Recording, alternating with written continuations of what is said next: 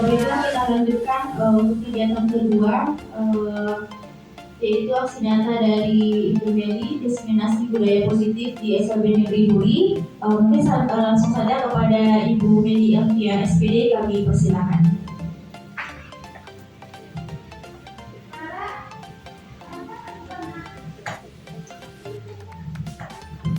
Baik, bismillahirrahmanirrahim. Assalamualaikum warahmatullahi wabarakatuh. Waalaikumsalam warahmatullahi wabarakatuh. Minta tolong gunanya ikut baik ibu-ibu sekalian. Untuk sesi yang kedua ini kita akan masuk dalam materi budaya positif, itu untuk poin posisi kontrol, kemudian kebutuhan dasar manusia, ya, posisi kontrol dan segitiga restitusi. Itu yang akan kita bahas pada sesi yang kedua ini, melanjutkan dari yang sudah disampaikan oleh Ibu Lilit mengenai budaya positif yang 6 poin tadi. Nah, baik, langsung saja selanjutnya.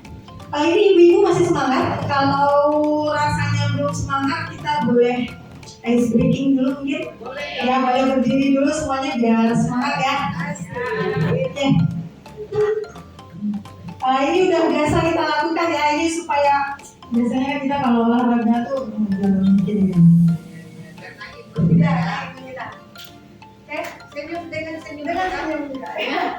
Oke, ikuti suara saya ibu.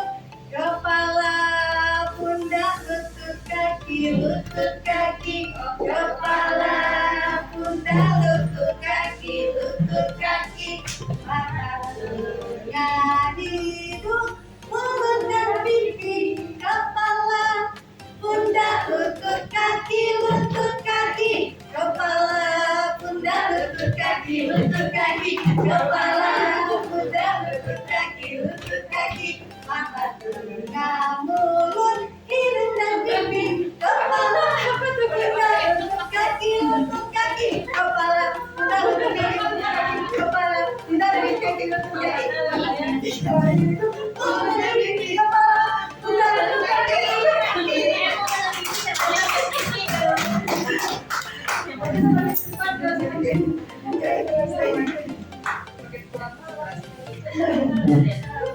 Baik, ini ya udah muncul rasa bahagia. Mudah-mudahan dengan dimulai dengan rasa bahagia, ilmu-ilmu yang diberikan itu bisa masuk dan bisa kita terapkan nantinya. Amin, amin, amin. Baik, ibu-ibu sekalian, di sini saya bukan sebagai guru, tapi adalah tetap sama derajatnya dengan teman-teman sekalian, sama-sama dengan guru yang sama-sama belajar. Nah, ini agak ngap-ngapan karena habis joget ya, habis olahraga. Nah, jadi ibu-ibu sekalian, menurut saya setelah saya mempelajari mengenai budaya positif ini, langsung saya terpikirkan bahwasannya alangkah baiknya sekolah kita apabila budaya positif ini benar-benar terjalankan di sekolah kita. Jadi bukan hanya kita sebagai guru yang menjalankan budaya positif ini dengan siswa, tapi apabila budaya positif ini kita lakukan ketika kita berhadapan dengan siapapun, alangkah hebatnya diri kita. Itulah yang saya sadari ketika mempelajari modul ini. Dan itulah niatnya, bukan hanya untuk menjalankan tugas, tapi di sini saya juga ingin berbagi pada rekan-rekan guru. Semoga memang ilmu ini benar-benar bisa untuk kita jalankan. Nah, kita akan mempelajari yang poin yang keempat, lanjutan yang tadi dari budaya positif. Setelah yang pertama tadi apa, Pak Ibu? Disiplin positif. Yang pertama disiplin positif. Yang kedua motivasi perilaku, dan yang ketiga keyakinan sekolah atau keyakinan kelas. Kita masuk ke dalam poin yang keempat, yaitu kebutuhan dasar manusia. Jadi kita ini sebagai manusia memiliki 5 kebutuhan dasar yang tidak bisa kita pungkiri. Yang pertama itu adalah bertahan hidup. Siapapun manusianya itu perlu untuk bertahan hidup. Bertahan hidup itu seperti apa? Rasa aman, rasa kenyang, kita tidak kelaparan, rasa aman, kita punya rumah, kita punya pakaian. Itu termasuk ke dalam bertahan hidup. Yang kedua, kasih sayang dan rasa diterima.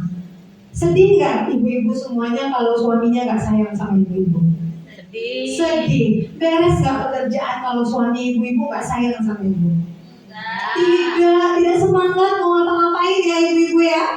Nah, itulah memang kebutuhan dasar manusia tadi, kasih sayang dan rasa diterima. Kemudian ketiga, kebebasan.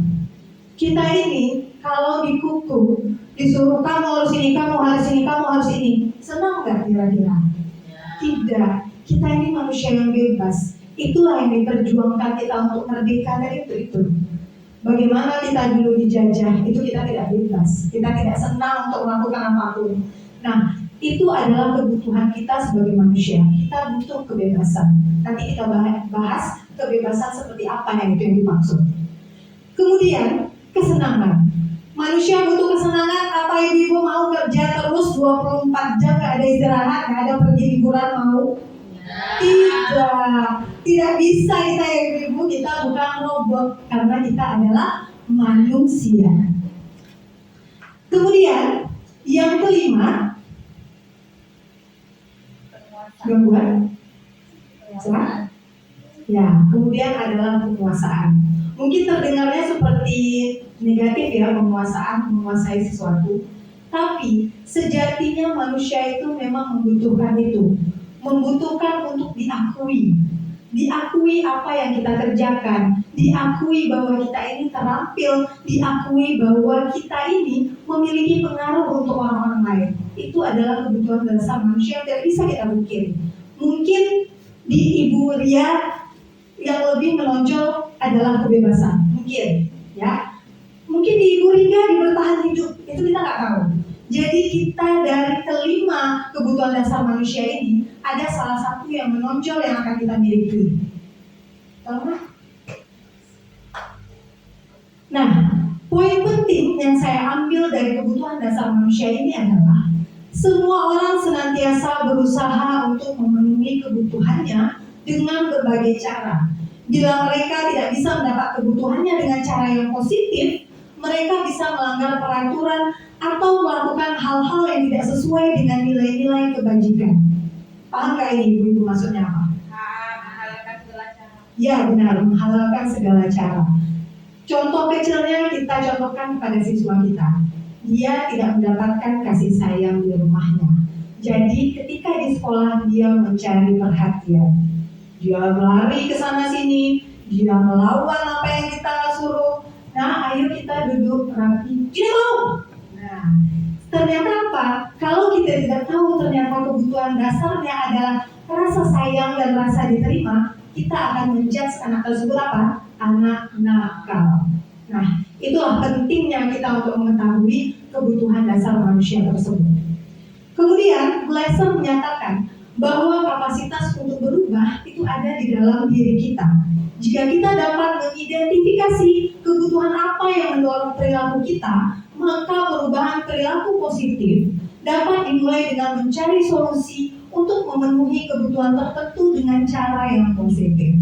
Nah, jadi ketika kita mengetahui kebutuhan dasar masing-masing peserta didik kita, tentunya kita akan mampu untuk mencari solusi atau mungkin membicarakan dengan peserta didik kita, bagaimana kamu inginnya seperti apa.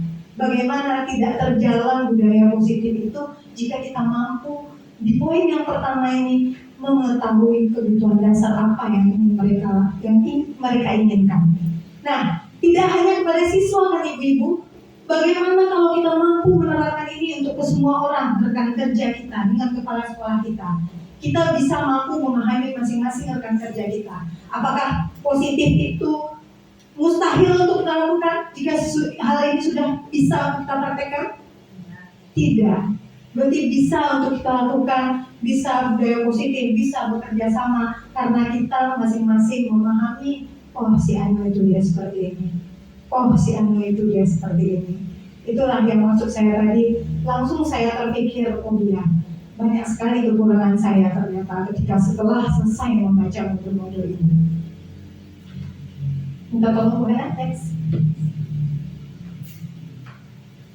Nah, saya di sini ada kuesioner untuk mengetahui nanti bisa kita gunakan untuk peserta didik kita. Mungkin kita modifikasi bahasanya karena disesuaikan dengan anak-anak kita di kelas, hambatan sesuai dengan hambatannya. Nah untuk sekarang mungkin kita masing-masing dulu. Untuk kita masing-masing silahkan kenali diri kita sendiri. Dengan mengenali diri kita sendiri, kita mampu mengenal orang lain. Jadi penuhi dulu kebutuhan kita, baru kita bisa memenuhi kebutuhan orang lain. Benar apa benar ibu-ibu? Benar. Jadi kita lihat kuesioner. Ini saya mohon maaf, saya buka dulu kuesionernya.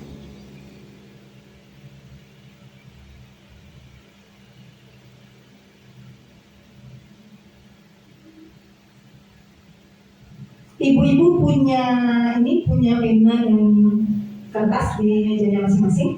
Kalau tidak saya ambilkan.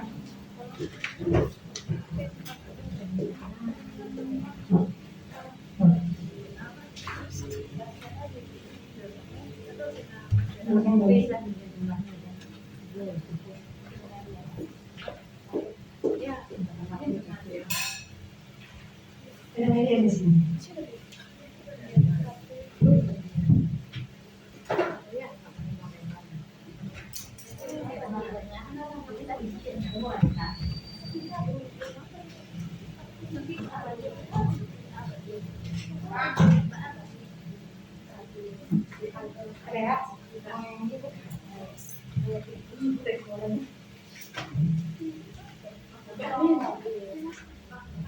Sudah, ibu-ibu? Sudah ada pena dan kertas di mejanya masing-masing?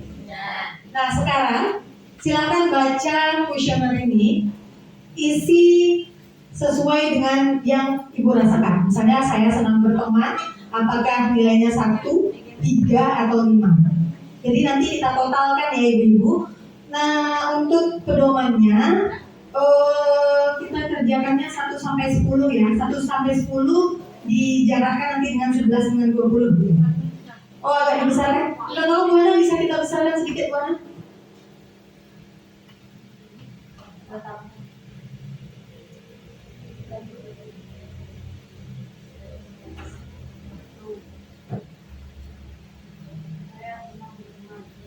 Mau dibacakan ibu-ibu? Yang pertama itu saya senang berteman. Berapa poinnya? Tidak benar, kadang-kadang, atau sangat benar.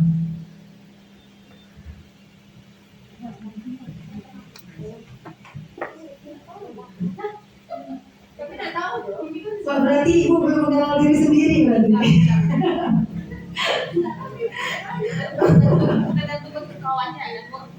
Oh, berarti kadang-kadang.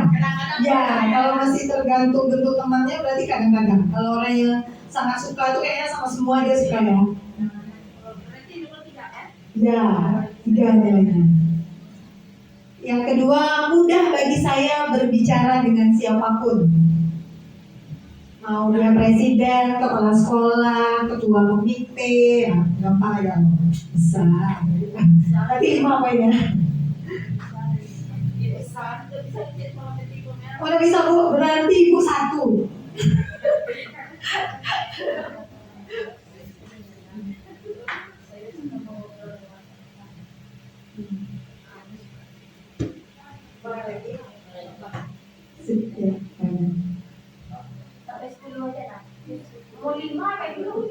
Nomor 5 belum Buana, dari 5 Buana.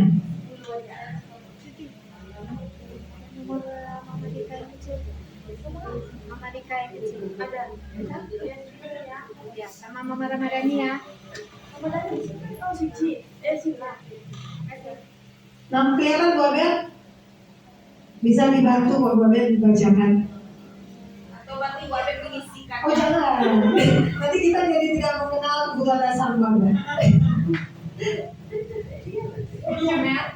Jangan nyontek Bu Abel. Sendiri Bu Abel. Ini tidak ada benar dan salah Bu Abel. Kita ini kurikulum merdeka, tidak ada juara-juara ya.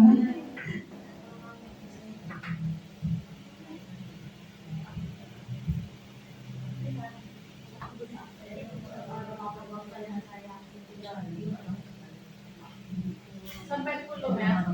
Dia soalnya ada 40, jadi maksudnya 10, nanti kakak total terus jarakkan dulu 11 sampai 20. Nanti kita mau melihat ya boleh. Yang mana yang paling besar gitu.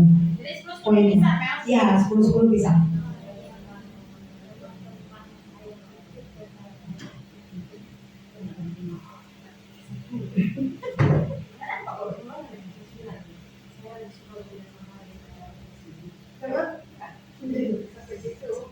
Bukan ini sering juara 1 nih kayak dulu di sekolah ini.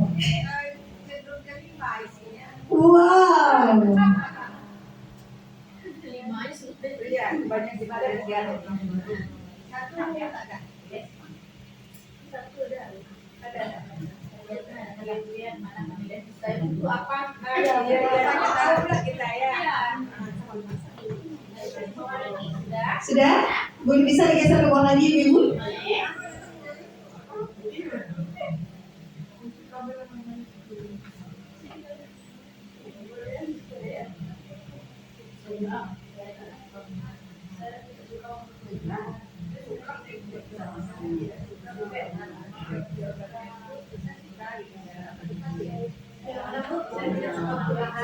Kalau satu itu tidak suka. Kalau 3 itu baru kadang-kadang ada suka, kadang enggak. Saya tidak suka perubahan. Oh, kalau sukanya selalu. Oh, berarti 3 ya. Kalau selalu Ibu tidak suka, jadi 1 Ibu. Tapi kalau suka jadi 5 ya. Tapi kalau kadang-kadang ada di satu hal tertentu Ibu nggak suka itu dirubah. Di hal lain Ibu suka itu dirubah. Tapi masih kadang-kadang. Iya. Iya.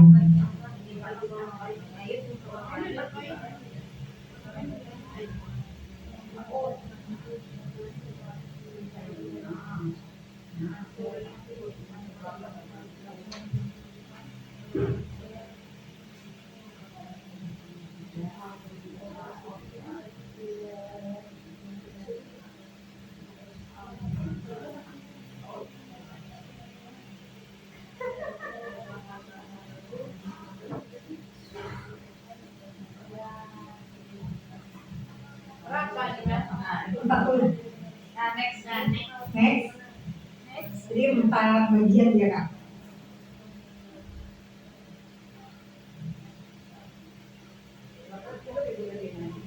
Belum bukan?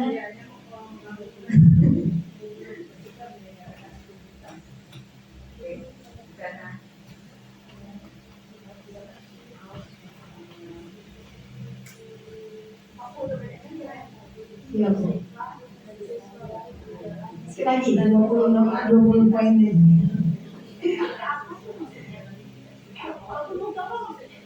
20. Jika tidak suka sesuatu berjalan, oh ini maksudnya nih, saya tidak suka sesuatu berjalan tidak sesuai keinginan saya.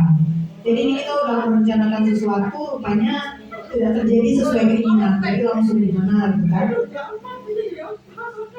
Kalau Ibu ada masih jalan, itu berarti 1.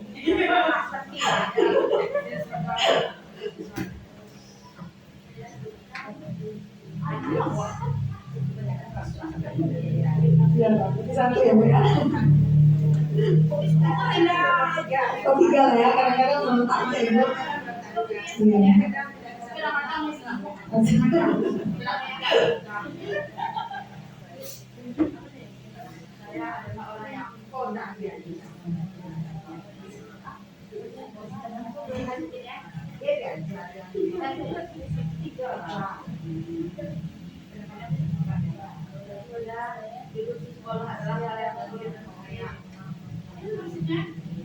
Yang mana Bu? 23. Duduk di sekolah adalah hal yang sulit untuk saya. Berarti berlama-lama di sekolah itu berarti. Berdiam diri di sekolah kalau nggak ada aktivitas. 5 berarti Bu. Suka ya Bu, 5 berarti Bu. Ya, kalau berapa pulang? Ya. Kita sudah lihat ini. Kalau Ibu berarti Ibu 1 Bu. Kalau duduk di sekolah adalah yang hal sulit untuk saya, berarti jawaban Ibu 1. Kan tidak benar berarti. Coba katakan Bu Ana daripada nanti salah. Nah, jadi kalau ibu duduk di sekolah adalah hal yang sulit untuk saya. Kalau itu benar menurut ibu, berarti itu 5. Oh, berarti 1, berarti tidak benar pernyataan ini ya? Ya. Ya.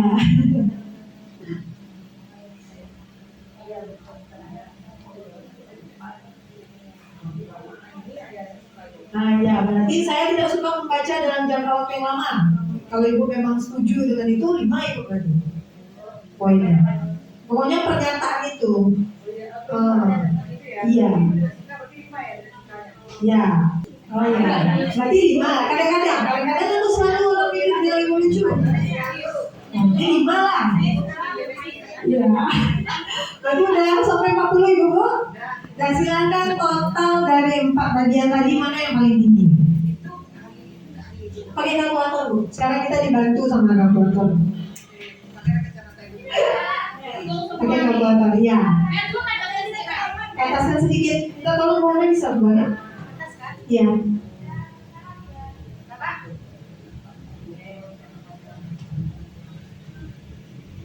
Hitung berapa poinnya?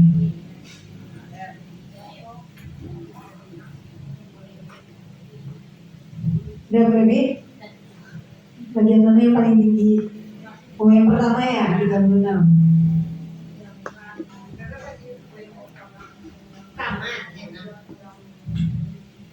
Ibu, udah hitung? Totalnya hitung. Sini bantu ya, mana PBD? Oh ya PBD lagi ini kok. Sini, ada pengumuman.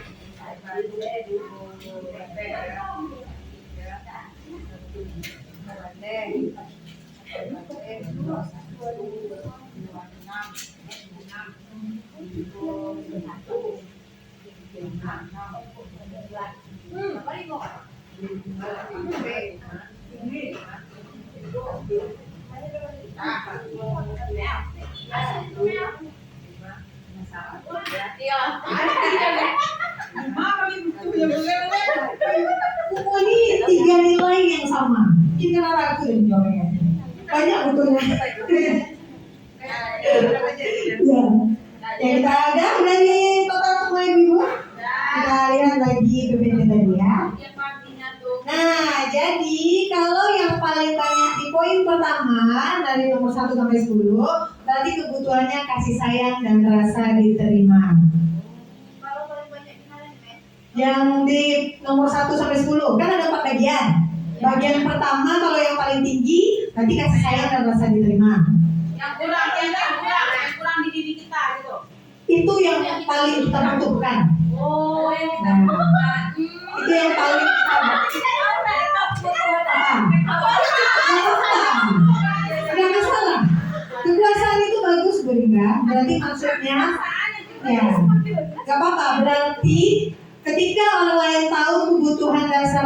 Rika itu adalah kekuasaan, oh berarti Bu Rika ini bagus nih dikasih tanggung jawab untuk menjadi pemimpin dalam bagian ini. Oh dia bisa nih begini, nah gitu. Nah, ini kan seandainya nanti kita, ini kan kita untuk siswa kita ya, untuk siswa kita boleh nanti ibu-ibu terapkan kuesioner ini kita modifikasi model pertanyaannya supaya anak bisa mampu menjawabnya. Jadi kan dalam melakukan pembelajaran nantinya ke anak atau menerapkan budaya positif lagi bisa menggunakan itu. Kita tahu anak ini sukanya seperti ini, berarti cara menghadapinya gini supaya dia mau melakukan budaya positif yang akan saya lakukan. Nah bayangkan kalau nanti ibu-ibu kita menjadi pemimpin, bukankah pemimpin yang seperti ini yang diinginkan Indonesia, yang paham dengan kebutuhan dari guru-gurunya, kebutuhan dari bawahan-bawahannya, timnya, seperti itu. Jadi itulah makanya menurut saya hal ini sangat penting untuk kita bagi dengan rekan-rekan sekolah. Baik, ibu-ibu jadi sudah tahu ya, nanti filenya, kuesionernya saya bagikan dalam bentuk file. Ibu, berarti di bagian 1 sama berapa tadi? Yang sama nilainya ibu dapat 44-nya banyak ya. Di bagian 1, bagian 2 juga ya? Ya, bagian 2 sama bagian 4. Berarti semuanya ibu. Iya, kasih sayang dan rasa diterima berarti bisa masuk gimana aja kayaknya. Iya, itu cara mereka pindah. Kasih sayang dan rasa diterima, kekuasaan dia, kesenangan dia. Iya. Iya, kesenangan. Iya. Ya, berarti ibu orang yang suka seperti itu. Nah, berarti kalau misalnya nanti kita kaitkan dengan siswa ya bu ya, kesenangan, belajarlah dengan metode yang menyenangkan. Nah, dengan Dewi menanyakan. Iya, makanya tadi Dewi ada pertemuan kan. Makanya ini kan penting, makanya Meli bilang tadi bukan hanya untuk bagaimana kita sebagai guru menghadapi siswa, tapi bagaimana kita menghadapi rekan-rekan kita, bagaimana pemimpin menghadapi timnya. Itu makanya penting untuk kita berbagi. Ya, betul juga nih. Kita dapat dari solusinya. Ya, ya, ya. Kan ini kan untuk kasih sayang, Ya. untuk kesenangan. Ya. Nah, ini berbeda jalan dari peserta. Iya. Iya, Bu. Ya. Karena kita udah yang dewasa tadi ya, Bu, tapi beda dengan anak. Kita yang mencari solusi untuk dia, yang menemukan bagaimana ya menuntutnya, gitu menuntutnya. Nah, kalau kemudian kita lanjut. Jadi sudah paham ya ibu-ibu bagaimana pentingnya kebutuhan dasar manusia ini untuk kita ketahui. Nah kemudian kita masuk ke dalam 5 posisi kontrol. Jadi sebagai seorang guru atau mungkin sebagai seseorang yang menghadapi orang lain, apakah itu dengan rekan, apakah itu nanti kita menjadi ketua di dalam suatu komunitas, bagaimana atau mungkin jadi kepala sekolah, bagaimana kita mengetahui untuk menghadapi sesuatu, menghadapi tantangan yang akan kita hadapi, posisi kontrol mana yang akan kita hadapi, yang akan kita jalankan. Yang pertama itu tadi sudah disinggung juga dengan Ibu Lilit ya di penyampaian yang pertama. Yang pertama ada namanya penghukum. Yang penghukum ini ketika seseorang melakukan kesalahan, dia langsung memberikan hukuman. Kadang kalau bentuknya hukuman itu kadang tidak sesuai dengan tidak mempunyai umpan balik untuk orang yang melakukan kesalahan. Contohnya, ini kan sering ya ibu-ibu dulu saya sekolah pun sering mengalami hal ini. Kamu terlambat masuk ke sekolah 15 menit, kamu tidak boleh masuk kelas. Silahkan sapu ruangan ini yang TU misalnya atau halaman gitu. Dia sudah terlambat 15 menit tidak dapat pembelajaran, malah disuruh aja di luar. Nanti terlambat dia dapat pembelajarannya kan? Berarti hukuman tadi tidak sesuai, tidak bisa memberikan budaya positif, hasil yang baik untuk anak ketika kita menjadi penghukum. Nah kemudian ini ya setelah mempelajari 5 posisi kontrol ini ibu, betapa merasa rendah dirinya saya ketika selesai membaca modul ini. Saya mikir saya sudah guru yang baik nih karena saya di SLB ya. Oh, saya ngerti kalau yang berdiferensiasi, udah hebat kali saya kalau soal itu. Saya seperti itu kan, udah merasa gimana gitu kalau hal yang seperti itu. Tapi ketika saya mempelajari ini, langsung saya down, langsung saya merasa rendah diri. Ya Allah ternyata aku ini sangat jauh sekali dari guru yang profesional. Saya sangat sering melakukan yang kedua, pembuat merasa bersalah. Jadi ketika saya itu kasusnya dengan Alif dan Arfan, ya ampun Alif, udah kelas berapa? Alif belum, kita lagi dapat Alif. Tertekan gak siswa kita gitu kan? Bukannya dia malah belajar, makin hang ya, makin lupa ya. Tapi kan itu kadang spontan kita lakukan. Ketika kita kecewa, kita ingin anak kita ini bisa, tapi kenapa ya kok lupa-lupa, kadang-kadang gitu kan. Memang niat kita baik, memang kita karena peduli dengan siswa kita, tapi ternyata ini sangat-sangat tidak baik sekali untuk kita lakukan. Pembuat merasa bersalah. Kemudian yang ketiga, teman. Kita nggak kasih hukuman, kita juga nggak bikin dia merasa bersalah. Aduh, kamu ini ya, kemarin udah ibu jelaskan, belum juga lagi ngerti. Udahlah, belajar lagi ya. Nah, seperti itu. Apakah anak dapat pembelajaran? Ibu aman kok. Besok kali kalau nggak tahu, nggak masalah. Alang-alang besok, ibu itu kan konco kita, aman misalnya gitu ya. Mungkin ini sering dengan anak tunarungu ya berarti ya. Nah, sering kita lakukan ini dengan anak tunarungu. Kemudian, yang keempat adalah pemantau. Kalau pemantau, itu yang dia berikan adalah konsekuensi. Misalnya, kamu tahu kamu terlambat masuk ke kelas. Kamu terlambat masuk ke kelas 15 menit, kamu sudah terlambat 15 menit. Setelah pembelajaran ini selesai, kamu tinggal di kelas 15 menit untuk mengikuti pembelajaran saya. Dia mendapatkan konsekuensi. Beda ya Bu dengan hukuman tadi? Ya kan? Kalau hukuman itu tidak relevan, apa yang dilakukan tidak relevan hukumannya. Tapi kalau konsekuensi, dia mendapatkan konsekuensi. Ya, daripada besok jadi lambat keluar main, nggak bisa makan, harus cepat-cepat nih, jangan sampai terlambat lagi. Nah, seperti itu. Lumayan bagus ya ibu-ibu ya. Tapi itu tadi ada disinggung sama Ibu Lilith, tidak memunculkan motivasi intrinsik, tapi masih motivasi eksternal. Karena tidak mau nanti keluar mainnya jadi telat, jadi dia mengusahakan untuk tidak terlambat masuk ke kelas. Tapi apa? Masih eksternal. Ketika hal yang berupa eksternal belum intrinsik ya, belum dari intrinsik dari dirinya sendiri, berarti kita belum berhasil menanamkan karakter kebajikan budaya positif di dalam diri anak yang sesuai dengan visi misi yang kita cita-citakan. Berarti ini masih belum. Nah, inilah dia posisi yang terakhir, manajer. Di posisi manajer itu kita menanyakan kepada anak, kita harus memaklumi sebuah kesalahan. Jadi ketika dia melakukan salah, oh kamu terlambat, oh iya, kenapa kamu terlambat nak? Ya Bu, saya tadi kemarin terlambat bangun, jadi lama tidur, jadinya telat bangun Bu. Oh iya wajar kamu jadinya terlambat ke sekolah kalau terlambat bangun. Wajar kan manusia berbuat kesalahan ya ibu-ibu ya. Ketika kita memaklumi seseorang melakukan kesalahan, dia akan berani untuk menyampaikan pendapat-pendapatnya, untuk jujur dengan kita. Kira-kira bagus juga ini kita terapkan untuk anak kita sendiri di rumah kan ibu-ibu. Anak yang sering berbohong adalah anak yang mendapatkan peraturan terlalu hukuman atau peraturan terlalu keras. Dia takut dihukum, jadi dia tidak jujur, akhirnya berbohong. Nah, setelah kita memaklumi, oh gitu ya. Lalu bagaimana ya nak ya? Kamu tahu kan kita sudah sepakat dengan keyakinan kelas kita. Iya Bu, keyakinan kelas kita apa? Datang tepat waktu. Iya datang tepat waktu ya, salah satu keyakinan kelas kita. Jadi gimana ya nak ya solusinya? Kalau kamu terlambat bangun, saya seperti itu dipancing. Karena kita kan masih memang susah ya, bernalar kritis ya ibu-ibu, apalagi ya masih intelektualnya di bawah rata-rata. Nah, hambatan intelektual.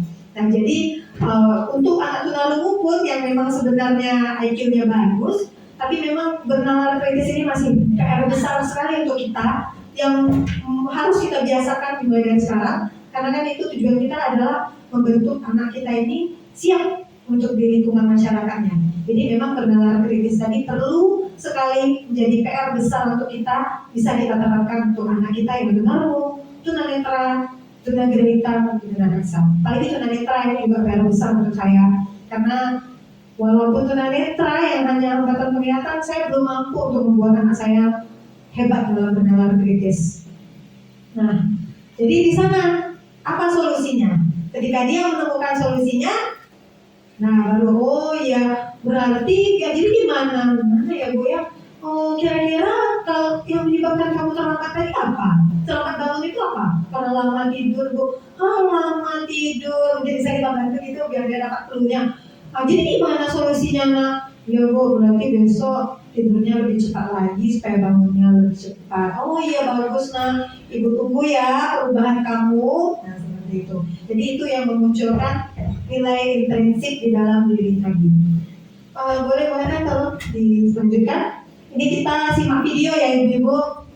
Bisa kita perhatikan sama-sama. Ada sebuah video dari LMS bagaimana bentuk dari kelima posisi kontrol tadi. Bisa kita tonton bersama-sama. Oh, suaranya nggak ada ya? Lupa deh. Suara laptop aja ya? Pakai mic aja lah ya, biar agak terdengar ya.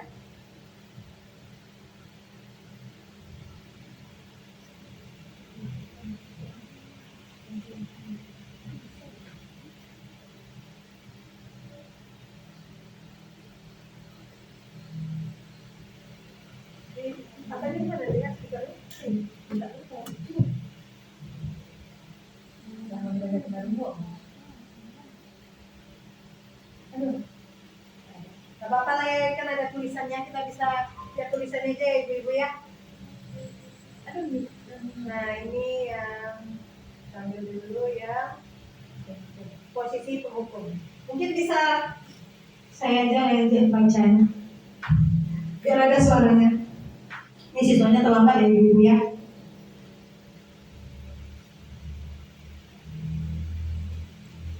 Naren, sini kamu.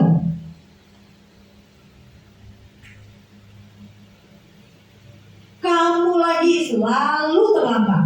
Kamu deh pasti terlambat. Apa coba?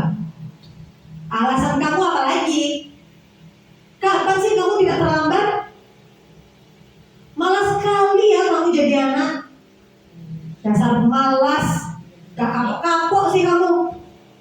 Sudah berapa kali kamu terlambat? Sana, kamu keliling lapangan basket 2 kali.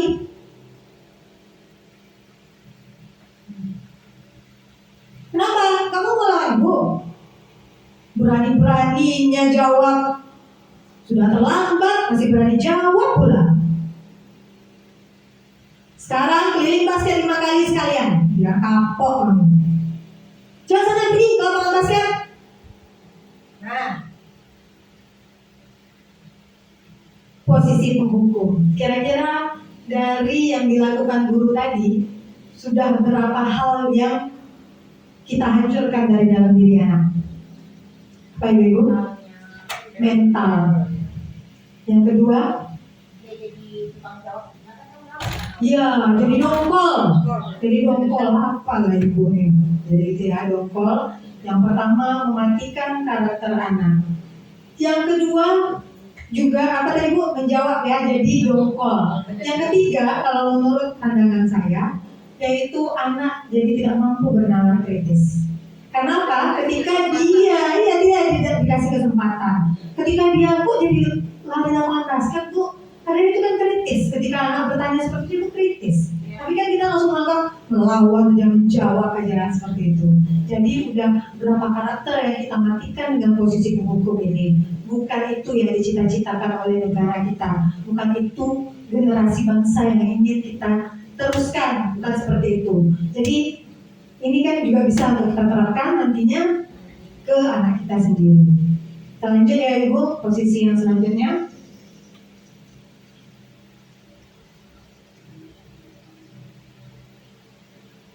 Yang ini posisinya pembuat merasa bersalah.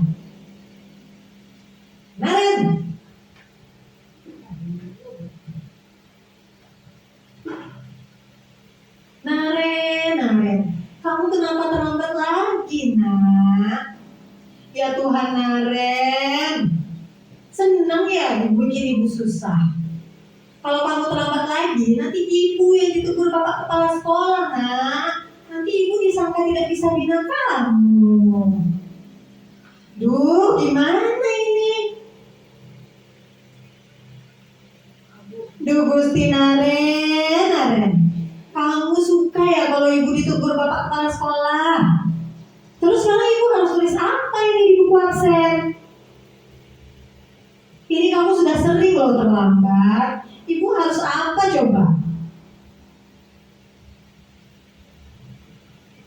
Ya sudah, lain kali jangan bikin ibu susah lagi ya nak.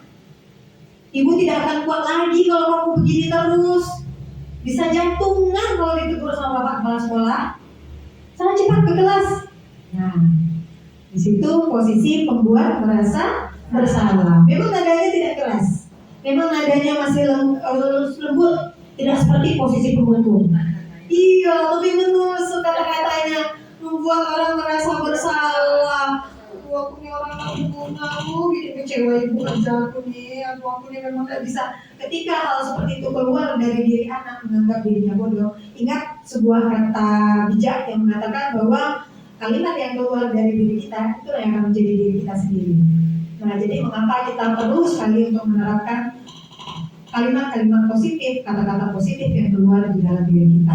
Jadi itulah yang membuat merasa bersalah tadi, bagaimana kita membentuk karakter anak. Nah, itu yang tadi sebelumnya sudah saya jelaskan juga, hal apa yang sudah saya lakukan ke Alif, dan itu saya sudah sangat merasa berdosa sekali ketika setelah membaca modul ini. Ya Allah, benar-benar aku ini guru yang tidak baik. Bagaimana perasaan Alif ketika saya begitu kan? Ya Allah, berarti aku ini memang bodoh kali Alif, dia berarti aku tidak bisa. Kalau aku ini dia jelaskan, tak juga bisa.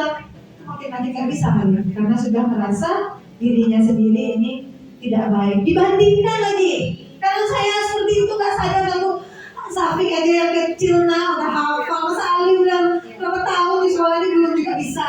Nah seperti itu. Betapa tidak baiknya kita menjadi guru ketika seperti itu ibu. Memang sekarang kita nggak tahu efeknya, tapi ternyata itu akan berefek untuk dia di kemudian hari. Pasti ibu-ibu juga pernah kan, ada guru yang sampai sekarang tidak lupa. Pasti pernah merasakan kesan tidak baik dari satu orang guru yang sampai dan besar itu tidak lupa. Jadi kalau dia dapat mengambil nilai positif dari kejadian itu, alhamdulillah. Tapi kalau seandainya nilai negatif saja yang dia dapat, betapa kasihannya anak itu. Karena kita yang sebagai guru. Lanjut ke posisi kontrol teman.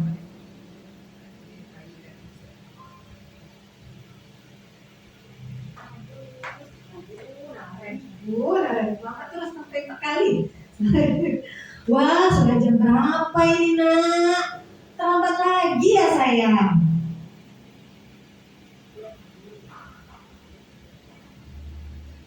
Kamu malah menyalahkan ibu kamu. Kamu bukannya anak yang larinya paling kencang, kok terlambat sih?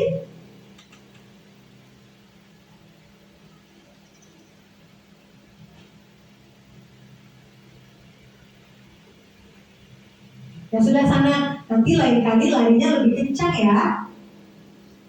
Biar gak terlambat lagi. Bikin senang ibu, demi ibu, bisa kan? Nah, ya sudah sana masuk kelas. Ibu beresin urusan absen kamu. Kamu ini ada saja. Nah, itu dia yang posisi teman. Senang ya siswanya ya Bu ya? Tadi temannya happy, siswanya senang. Dia mampu untuk menunjukkan apapun ekspresinya, apapun alasannya dia bebas. Ibu ini santai kok, malah marah kok. Bagus mungkin dalam segi membangun kedekatan kita dengan siswa, bagus. Tapi apakah nilai karakter siswa kita terbentuk dengan cara yang seperti itu? Tidak terbentuk nilai karakternya yang seperti itu. Jadi dia menyepelekan peraturan ataupun disiplin positif yang ada nantinya.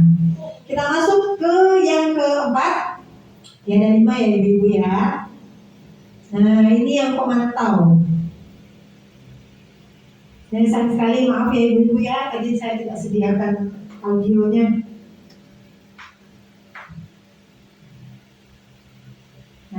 dia menanyakan ya, kita harus di sekolah jam 7 Bu. Iya betul, sekarang sudah jam 7.20. Kalian sudah tahu konsekuensinya jika terlambat hadir? Paham Bu, ya? Saya harus tinggal kelas pas jam istirahat selama 20 menit.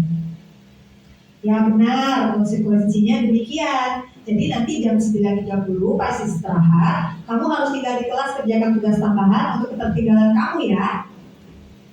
Baik Bu, nah di sini kita ada konsekuensi. Nah sudah mulai baik ya Ibu, dari yang ketiga posisi kontrol yang lain sudah mulai baik, tapi masih belum terlalu berkembang. Setidaknya mungkin kalau kita sudah di posisi keempat itu udah alhamdulillah lah, kita memberikan konsekuensi, anak tahu konsekuensinya. Mau mungkin mudah-mudahan dia nanti biasa, tapi kita ingin yang kita tuju adalah posisi kontrol yang kelima, itu bagaimana supaya anak mampu berkenalan kritis. Ini posisi manajer. Yang terakhir ya Ibu.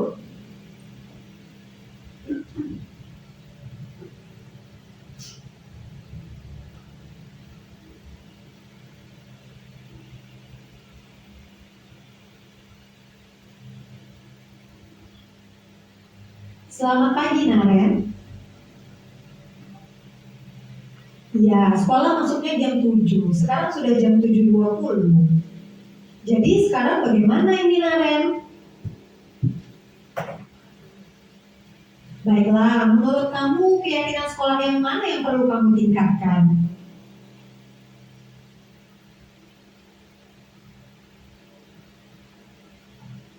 Setuju. Jadi apakah Naren meyakini prinsip saling menghormati tersebut? Apakah Naren bersedia memperbaiki masalah keterlambatan ini? Di sini kan dia menawarkan solusi. Nah, di sini anak mampu bernalar kritis.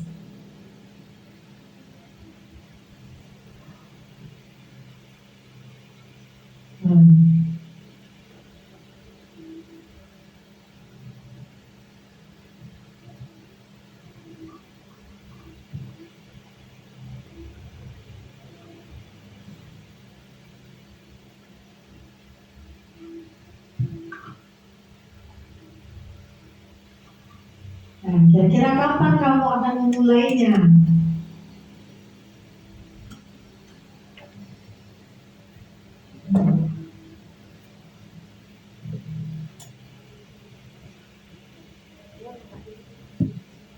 Nah, ada lagi? Nah, baik Naren, terima kasih untuk kerjasama kamu. Sekarang kamu perlu kembali ke kelas untuk belajar. Nah, solutif sekali kan ibu-ibu? Solutif sekali penyelesaiannya. Jadi seperti inilah yang kita inginkan itu ada di dalam lingkungan sekolah kita. Bukan hanya untuk kita memperlakukan siswa kita, tapi itu juga bagaimana kita dengan rekan kerja kita, atau mungkin ibu kepala sekolah menghadapi kami, tim dari kepala sekolah ini. Jadi kita tanyakan, ya kan? Kita tanyakan penyebabnya apa. Seseorang itu tidak akan mungkin melakukan sesuatu tanpa alasan. Jadi kita kenali dulu apa alasannya melakukan hal seperti itu.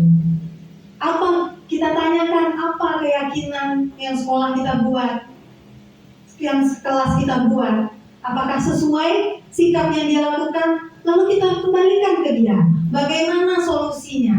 Nah, bagaimana ibu-ibu? Kira-kira kalau kita menerapkan ini dalam kehidupan kita sehari-hari dengan siapapun, bukankah ini hal yang sangat baik untuk kita lakukan?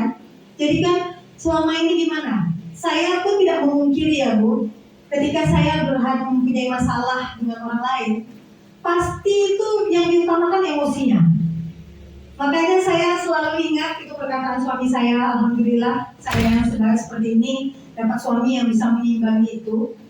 Setiap kali cekcok, suami saya pasti selalu mengatakan, Dek, kita itu fokus sama solusinya, bukan masalahnya. Kalau kita fokus sama masalahnya, nggak selesai-selesai.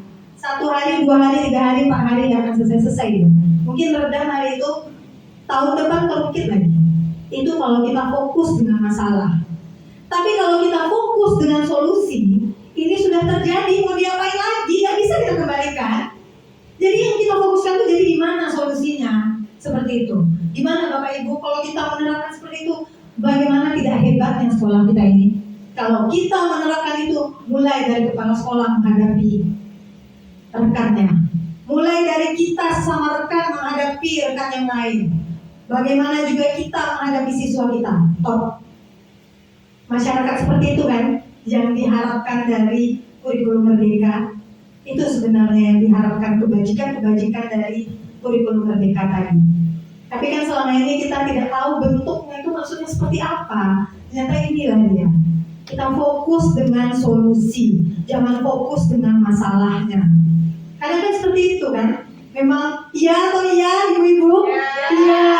Tidak bisa kita pungkiri ya ibu-ibu. Makanya, ya. Kita menyelesaikan masalah, menimbulkan masalah baru. Iya, menimbulkan masalah baru. Kenapa? Yang diutamakan masalahnya, emosinya. Menggunakan emosinya. Iya, menggunakan emosinya, bukan mencari solusinya. Kita menganggap orang bertanya itu lebih di bawah kita. Kita air. Oh, iya. Ya, kadang-kadang kita. Iya, kadang-kadang kita seperti itu. Iya, Mary pun juga mengakui ibu seperti itu. Makanya Mary merasa, ini penting sekali untuk dibagi ini, karena supaya kita bisa bersikap seperti itu. Memang tidak mudah ya ibu ya. Walaupun kita udah tahu seperti ini pun pasti nanti terulang lagi. Tapi kan setidaknya, ya aku harus belajar nih, harus berusaha ini dengan adanya ilmu pengetahuan ini. Nah, jadi ibu-ibu, itulah dia tadi nilai positif yang sudah kita pelajari. Ini sebenarnya ada contoh video yang saya lakukan kebetulan. Itu kemarin Arfan dan Safi itu lagi ada masalah. Jadi kebetulan karena ini kan spontan, saya videokan. Tapi ini berhubung karena lama ya waktunya, nanti kita pasang speaker lagi, mungkin saya ceritakan saja. Jadi kemarin itu Arfan dan Safi pergi main ke kelasnya Bu Lia. Jadi biasa kan dia main di sana. Yang namanya anak ini tidak bisa melihat, dia langsung main paksa buka pintu. Dia nggak tahu kalau ternyata pintu itu dikunci pakai gagang sapu. Nah, sapu patah yang di dalam ada salah satu anak yang sebenarnya bukan siswa di sini tapi main dengan dia, yang emosinya luar biasa. Tidak bertanggung jawab, jadi laki-laki yang bertanggung jawab, ngapain ini begini Pak? Seperti itu ya. Jadi saya lihat dari jawaban apa ini, kok seperti itu, masalahnya apa? Jadi gitu kan. Jadi saya mendatangi kelompok yang di kelas kuliah, ada apa? Jadi mendengarkan dari mereka, nggak apa-apa. Ini wajar. Anak-anak kalau kita tanya data seperti itu pasti takut, karena takut disalahkan. Karena memang kebanyakan itu tidak bisa kita pungkiri, rata-rata manusia memperlakukan manusia lain seperti itu.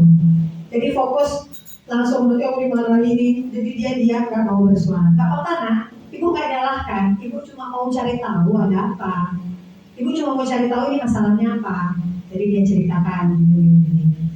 Terus supaya ini kan dapat kita dari dua belah pihak, karena kita tidak boleh mendengarkan dari satu pihak saja. Jadi saya langsung datang lagi ke kelas, menanyakan ke Arfan dan Safik.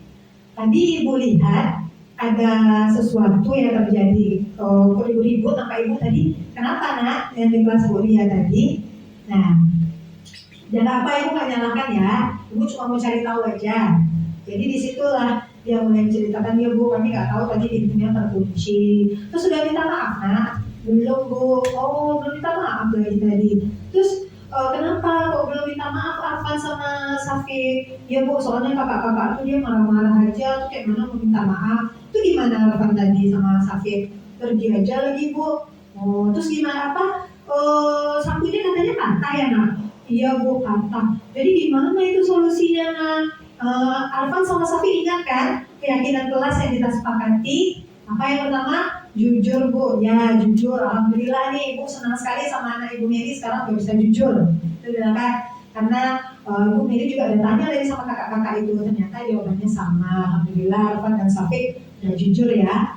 Nah yang kedua apa? Bertanggung jawab bu. Nah bertanggung jawab. Jadi gimana nak kira-kira? Tadi kan sapunya patah. Jadi gimana nih nak? Kira-kira sapu ini kami ganti aja lah bu. Ya diganti ya, bagus itu Arfan, berarti Arfan bertanggung jawab menggantinya karena itu udah rusak kan. Ibu nggak masalah kok Arfan tadi mendobrak pintu, karena wajar Arfan kan nggak bisa lihat, tadi nggak tahu kalau pintu itu terkunci. Nah jadi kita ini kan ini Biasanya saya nggak kayak gitu Bu, tapi ini karena udah belajar ini, akhirnya saya ya nggak apa-apa. Kalau dulu kan ngapa kan kayak gitu, mungkin seperti itu kan. Jadi anak udah iya dobrak mana dia, tuh kayak gitu kayak gitu. Masuk ya. Ya, mungkin seperti itu. Tapi kan ini kita maklumi dulu kesalahannya. Oh iya wajar Alfan seperti itu. Karena kan nggak tahu pintunya terkunci. Biasanya kan pintu itu tak terkunci karena iya bu, makanya tadi itu. Nah, jadi anak pun memang terasa perubahannya ibu-ibu. Dia jadi lebih terbuka sama saya. Jadi lebih terbuka untuk menceritakan apa yang terjadi. Kalau kemarin itu memang sistem dari menerapkan dia jujur itu memang agak pakai yang konsekuensi. Waktu itu saya mengatakan ke mereka, Arfan, ya dia luka karena dia lari-lari. Yang pernah ibu atau yang kejadiannya waktu itu, dia luka karena dia lari-lari, tapi dia bilang karena kegaruk kuku berdarahnya, karena dia takut dimarahin. Dia takut nanti orang tuanya tahu, saya lapor ke orang tuanya, jadi kan marah lagi. Padahal saya tahu dia lari-lari, orang saya lihat kan, dia gimana kejadiannya, tapi saya tanya kenapa kegaruk kuku. Benar Alfan, seperti itu. Ini ibu tanya sekali lagi ya, jujur jawabnya apapun itu jujur jawabnya. Ya bu, memang kena garuk kuku. Arfan berbohong, langsung gitu. Itu karena waktu itu masih pakai yang sistem konsekuensi. Arfan mulai sekarang, Ibu Mary tidak akan percaya lagi apapun yang Arfan katakan, karena Arfan sudah berbohong sama Ibu Mary. Jadi apapun yang Arfan bilang lagi untuk selanjutnya Ibu tidak akan percaya. Jadi langsung gimana aja yang buat merasa bersalah tadi. Jadi langsung ini dia. Ibu tahu, Ibu lihat tadi kayak mana Arfan meluka. Itu kan Arfan lari-lari kan, udah kayak gitu. Tapi memang terlakukan, memang jujur dia sekarang. Tapi kan ada tapinya, masih ada tapinya kan. Anak karena takut, motivasinya karena anak takut nanti Bu Mary gak percaya lagi sama aku, takutlah. Maaf ya Bu, dia minta maaf ya. Oke, hari ini Bu Mary maafkan. Tapi sekali lagi Arfan berbohong dengan Bu Mary, selamanya Bu Mary tidak akan percaya dengan Arfan. Nah, jadi ini masih ya konsekuensi dan membuat merasa bersalah. Jadi memang beda sekali ibu ketika melihat raut mereka itu berbicara dengan kita, ketika menerapkan posisi manajer tadi dengan posisi membuat merasa bersalah. Jadi dia leluasa menceritakan dia gitu Bu. Ayo dah kalau gitu nanti kita ganti ya sapunya. Ya gimana sapunya, mau sumsum atau uang jajannya yang dikumpulkan atau mau minta langsung sama mama? Minta langsung sama mama Bu, soalnya kami nggak punya uang jajan. Nah berarti kan dia nggak mikir lagi nih, kalau kita buat dia merasa bersalah pasti dia mikir, nanti kalau minta sama mama nggak marah sama dia nih. Kan bisa jadi gitu kan? Tahunya dia berbawa ya Bu, kami sumsum aja lah Bu, kayak gitu kan, simpan aja lah uang jajan Bu. Kalau ini dia percaya diri aja menyampaikan bagaimana solusi dari dia. Nah itulah akhirnya saya komunikasikan dengan orang tua. Dan juga penting ya ibu-ibu dalam menerapkan disiplin positif ini, tidak hanya kita dengan siswa, tapi juga tanamkan itu ke orang tua agar orang tua menerapkan itu di dalam lingkungan rumahnya. Jadi saya bicara dengan orang tua, mama tadi Arfan seperti ini, Bu Mary tidak masalah sapunya patah. Kalau masalah sapu kita di sekolah ini banyak sapu, tapi Bu Mary pengennya anak-anak ini belajar tentang bertanggung jawab. Kalau Bu Mary sepelekan masalah yang kecil ini, nanti dia akan menemukan masalah besar dalam hal bertanggung jawab. Nilai itu tidak akan ada di dalam dirinya. Jadi dari hal kecil inilah kita perbaiki. Jadi seperti itulah yang saya lakukan tadi dengan orang tua. Padahal sebenarnya kan bukan masalah sapunya. Sapunya cuma bengkok sedikit, tapi kita mengajarkan apa? Nilai karakter tadi agar muncul dari dalam diri anak, aku ingin menjadi orang yang bertanggung jawab. Jika itu kita terapkan, insya Allah kedepannya dimanapun dia, seperti apapun masalah yang ia hadapi, nilai itu akan ada di dalam dirinya. Baik ibu-ibu, 5 menit lagi sudah menunjukkan pukul jam 12. Jadi itulah paparan saya menyambung tentang budaya positif yang 3 poin tadi. Yang pertama, yang keempat ya, lanjutan dari Bu Wilit. Kebutuhan dasar manusia, yang kedua posisi kontrol, dan yang ketiga restitusi. Di sini ada sedikit kesimpulan. Dikeluarkan dari mana? Enggak. Belum ya? Oh ini, mana dia dari mana? Oh nggak ada lagi kegiatannya. Ini. Oke.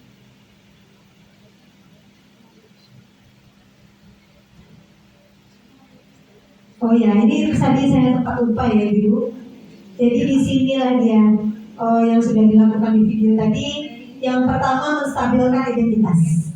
Jadi kalau menstabilkan identitas tadi yang seperti oh ya ini tidak masalah dilakukan. Oh ya gitu ya nggak masalah. Validasi tindakan yang salah. Oh ya mungkin kamu seperti ini mungkin nanti bisa diperbaiki ya nak. Kita validasi kemudian kita tanyakan keyakinan. Ini dia proses dari segitiga restitusi tadi ya ibu. Jadi kesimpulannya ini karena berhubung waktu, ini masih mau lanjut atau gimana? Langsung ke kesimpulan? Kesimpulan ya. Ini sebenarnya ada dialog tapi nggak apa-apa, kita langsung ke kesimpulan aja. Nah, jadi kesimpulannya yang saya simpulkan, manusia itu memiliki kebutuhan dasar yang berbeda-beda. Jadi agar budaya positif ini berjalan dengan baik, maka penting untuk mengetahui kebutuhan dasar dari masing-masing murid atau masing-masing manusia yang ada di dunia ini. Kita menerapkan posisi kontrol manajer sebagai posisi kontrol sebagai guru dalam menghadapi tantangan dan permasalahan serta menyelesaikannya dengan metode segitiga restitusi. Baik ibu-ibu, itu tadi paparan yang sudah saya sampaikan tentang budaya positif ini. Apakah mungkin ibu-ibu ada yang ingin bertanya, ada hal yang belum dipahami atau mungkin mencari solusi dari permasalahan yang ada di kelasnya? Saya berikan kesempatan ibu-ibu. Ini sekarang sudah siang ya, udah mau pulang. Sudah mulai letih. Iya, sudah paham bu, sudah paham. Mana ibu-ibu? Sudah ya, kita tutup. Nah baik, mudah-mudahan apa yang disampaikan ini mengenai posisi kontrol, mengenai kebutuhan dasar manusia, dan mengenai segitiga restitusi ini, apa yang saya sampaikan itu bisa masuk pengetahuannya, penyampaian saya dapat diterima, penyampaian saya mudah untuk diterima dan dicerna, sehingga kita nantinya bisa melaksanakan hal ini dalam kehidupan kita sehari-hari. Semangat, walaupun tidak guru penggerak, walaupun saat ini belum mengikuti calon guru penggerak, tapi bergerak itu bukan harus calon guru penggerak, tapi itu dimulai dari diri kita sendiri untuk bergerak, tergerak dan tergerak. Pertama ya, maaf saya ulangi, tergerak, bergerak dan menggerakkan. Minta Allah saya ibu-ibu semua untuk saya dan untuk kita semua ibu-ibu hebat yang ada di sini. Saya akhiri, assalamualaikum warahmatullahi wabarakatuh. Waalaikumsalam warahmatullahi wabarakatuh.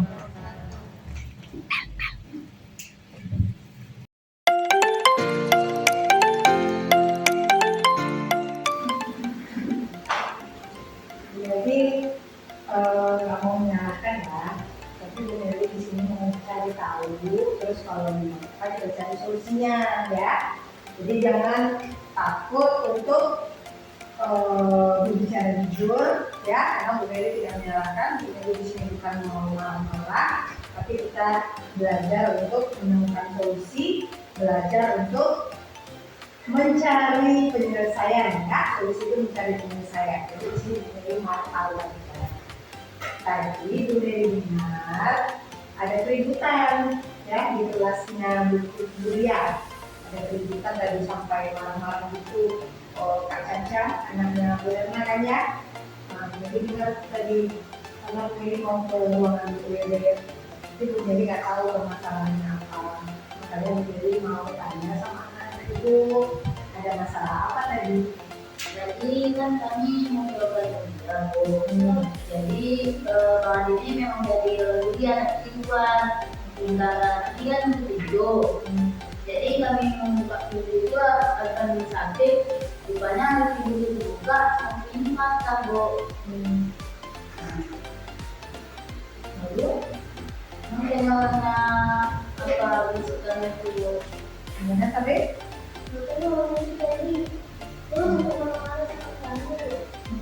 Parah-parahnya di mana dia? Kayak apa gitu, ayo pak, lampunya patah ganti katanya. Jadi kalau nanya siapa yang buka pintu, padahal kan alhamdulillah satu itu buat pintu lagi. Grup sosial dari keluarga marah-marah itu sama Alvan dan Sapi. Iya bu. Kan tadi kata Caca sama Alvan Berapa lagi kali bu? mau nggak dengar ya. Alvan kesal ada yang marah itu tapi kesal atau marah sama Kak Caca? Enggak. Enggak ya, alhamdulillah kalau nanti bilang.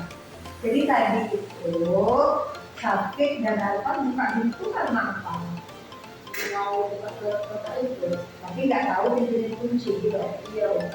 Oh, terus waktu buka pintu itu emang nggak terasa awalnya cemas gitu. Enggak bu. Jadi memang langsung menarik aja langsung buka dia gitu. Iya bu.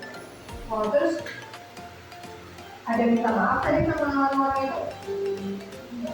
Oh enggak. Nah kira-kira menurut Arfan sama Safi, tindakan Safi sama Arfan tadi salah ya? Salah. Salahnya karena apa? Pak Safi, kenapa? Kenapa tindakan tadi itu salah?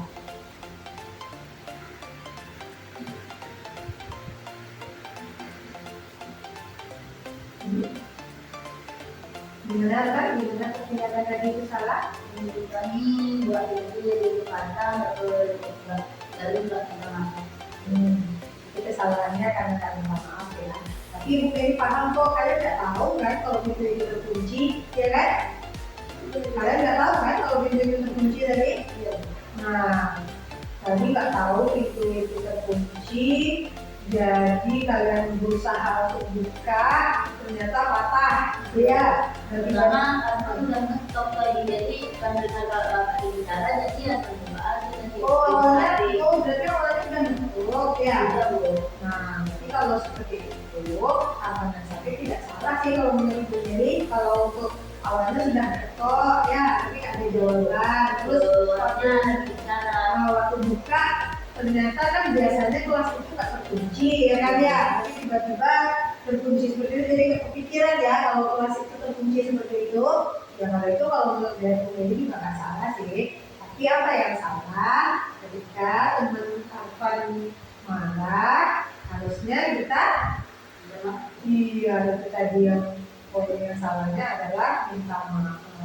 Ingat keyakinan kelas kita yang pernah Bu Mary katakan, kita kalau berbuat salah harus minta maaf. Dan yang kedua apa lagi? Berkata jujur. Ingat ya itu salah satu keyakinan kelas kita kan, berkata jujur, minta maaf. Berkata jujur, Bu Mary sudah apresiasi untuk anak-anak Bu Mary sejak terakhir kejadian yang dulu itu ya. Masih ingat kan yang waktu Arfan luka? Nah itu terakhir kali Arfan berbohong, dan sekarang Bu Mary mengucapkan terima kasih karena Arfan sudah tidak berbohong lagi. Jadi Bu Mary sudah tanya juga sama Kak Caca sama teman-teman yang lain masalahnya apa tadi yang terjadi tadi. Ternyata Arfan pun jujur dengan Safi menyampaikan apa permasalahannya. Nah jadi ini kan sekarang nih Safinya patah ya, kita kan nggak sengaja tadi kan. Nah kira-kira sebagai bentuk keyakinan kelas kita gimana kalau melakukan sesuatu itu kita harus gimana? Bertanggung jawab. Ketika kita melakukan kesalahan kita harus bertanggung jawab. Jadi Safinya patah nih. Kira-kira gimana ya solusinya? Tanggung jawab kita.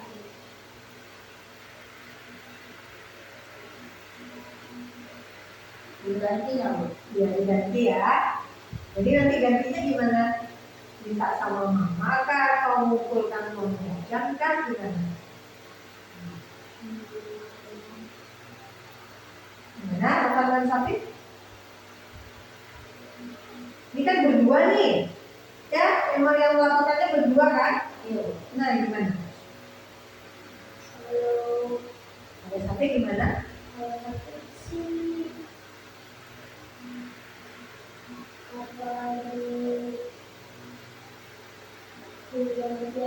Diganti. Itu kan yang berusaha berdua. Gantinya gimana?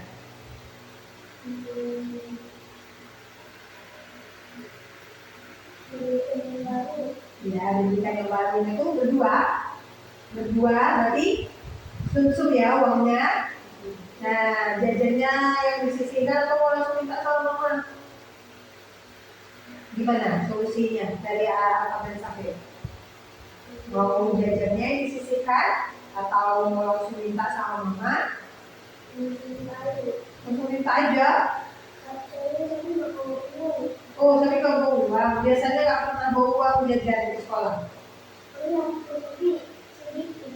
Oh, sedikit. Kalau kan gimana Pak? Walaupun pun jadi itu juga Nggak mau jajan juga ya? kadang mama takut beli apa Nanti sembarang. kerja sembarangan ya, ya bolehlah.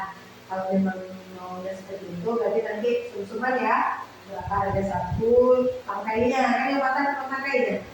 Sum-suman untuk mengganti. Nah, yang tadi gimana? Yang mau dilakukan berarti ganti sapu, terus apa lagi? Yang tadi?